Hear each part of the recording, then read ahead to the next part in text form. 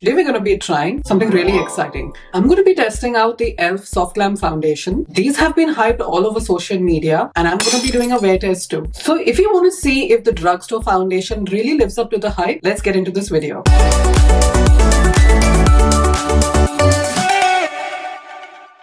Before we get into the swatches, I have already primed with the e.l.f. Power Grip, color corrected with the Huda Beauty Color Corrector in Peach, and concealed with the Kosas Revealer Concealer in the shade Tan. All these products will be linked in the description below. e.l.f. gifted me 3 shades. I've got 30 medium warm, 31 medium neutral, and 32 medium neutral. This is 30 medium warm, 31 medium neutral, 32 medium neutral. So these are the shades that I have. Let's blend this out with a sponge to see how it actually matches. Blending out the first shade. Second shade. Second shade has really disappeared into the skin. I'm not sure if the camera is actually transferring it to you, but let's blend out the third one. 32. I can't really see those two. So what I'm going to do, just in case it oxidizes, I'm going to go in with the 31 medium neutral and then we can see how it feels, how it lasts and all of that. I'll just dab off these swatches. Just like in my Patrick Tar video, which I will link over here, I'm going to do half the face with a sponge and half with a brush so that you can get a complete idea about how it looks. Before we get into the application, I completely forgot to give you a gist of what the product is. So this is a Soft Glam Satin Foundation. It's a medium buildable coverage and it claims to be really long lasting. So let's see about that. It has 1% hydrating hibiscus complex. I'm not a chemist, I don't really know what that does, but it's supposed to be hydrating as well. So I feel this could work on my dry skin. It is vegan, cruelty free. This one is made in China. The expiry on this from opening is 12 months and it is your standard size, 1 fluid ounce or 30 ml. So I'm going to shake the tube a bit. It is a nice squidgy tube. I actually don't mind this packaging. If you want me to compare this one with the Huda Beauty blurring foundation, let me know in the comments and I'll do that. So this is the consistency of the product. It's not too thick. It's not too thin. Let me just dot it on this side of the face and I'll be using a sponge here. I bought this new Rare Beauty sponge, so I want to see how it actually applies as well, rather than your microfiber sponge, which I usually would go for. And let's dab that on the skin. I'll avoid the under eye area because I don't want it to crease.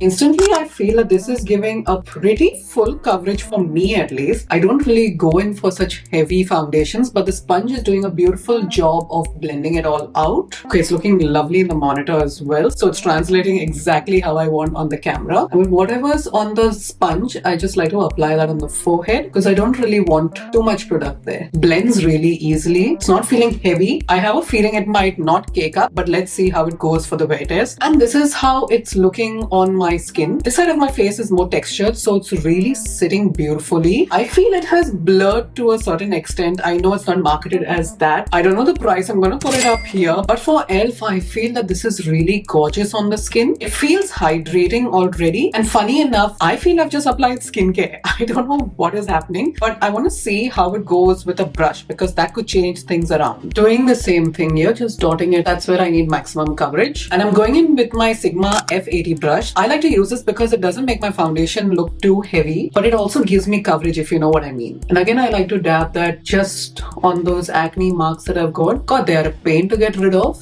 especially for us brown people. I feel like we have to work so much harder. And it's looking beautiful on this side of the face because obviously I've got less texture. So if you're someone who's got clearish skin and don't have much texture, I can guarantee it's look beautiful on you. Just get the right shade with the correct undertones. This applied so well with the Sigma brush. Just look at that. It's not streaky and it took me less than 2 minutes to be honest, which is so cool. So on this side, I've used a Rare Beauty sponge.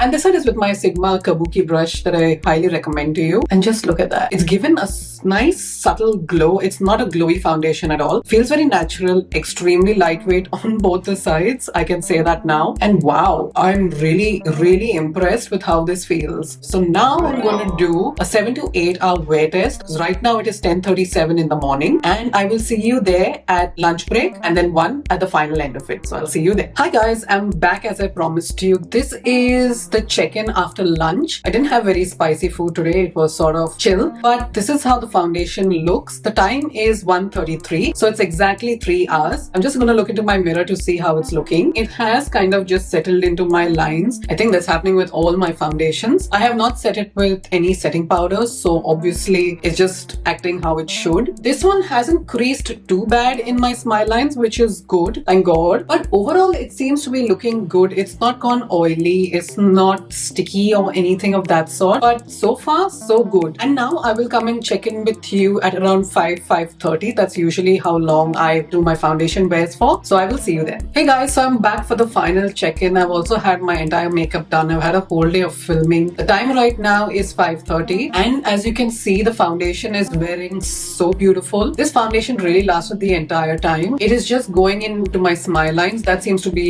a common problem somehow. But this is not overemphasizing the texture. I'm not a very oily person, but the shine hasn't come through at all. The rest of my makeup is sitting on really beautifully on this foundation. And for the price, I think this is a really good one. But overall, if you're looking for a lightweight, long-lasting, affordable foundation, then I think you should really go and get yourself shade match to the e.l.f. one. Great quality product, and I would highly recommend it. So this comes to the end of the video, guys. Thank you so much for staying along, watching the whole video right through. If you liked it, please hit the like button, subscribe, and I will see you again in the next video. See you guys. Bye.